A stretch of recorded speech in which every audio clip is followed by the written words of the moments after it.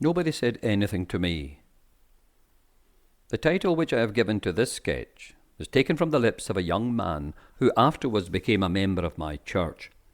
He had called upon me for conversation upon the subject of his religious duty, and after conversing with him and saying such things to him as I thought appropriate to his state of mind, I asked him how it came about that he had not given his prayerful attention to the subject of religion before.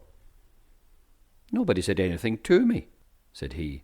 "Yes," I replied, "I have said a great many things to you." "I know you have in your sermons, but I mean nobody said anything to me in particular before yesterday." "Who said anything to you yesterday?" "Henry Clapp," said he, naming a young man who had recently entertained a hope in God. "What did Henry say to you?"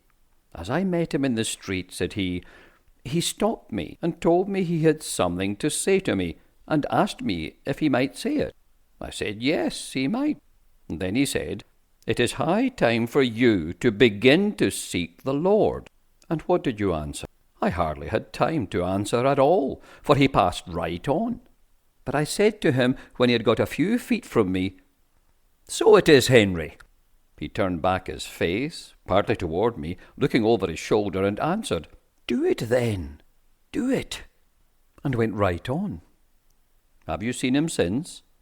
"No, sir." "You say nobody said anything to you before.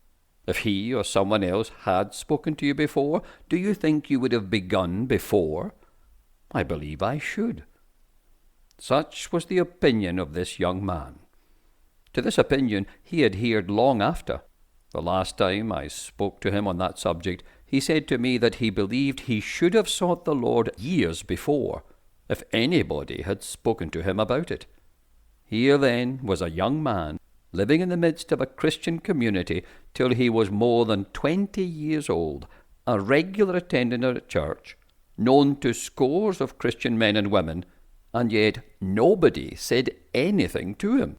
The first sentence that was uttered to him was not lost upon him. There are few points of duty more difficult for wise and engaged Christians to decide than it is to decide what they shall say or whether they shall say anything to the irreligious persons whom they are accustomed to meet. Many times they are afraid to say anything to them on the subject of religion, lest they should do them an injury by awakening opposition or disgust or even anger. No man can teach them their duty. What may be done by one may not be the duty of another. The question depends upon so many things, upon character, upon intimacy, upon time, place, occasion, age, and 1,000 other circumstances, that no wise man will ever attempt to lay down any general rule upon the subject. But if a Christian's heart longs for the conversion of sinners as it ought, he will not be likely to err.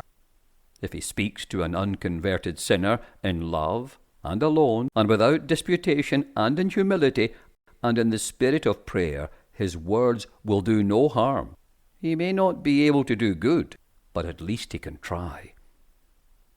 The unconverted in the midst of God's people, meeting them every day, their friends, their associates, and neighbours, certainly ought not to be able to declare, "Nobody said anything to me. No man cared for my soul."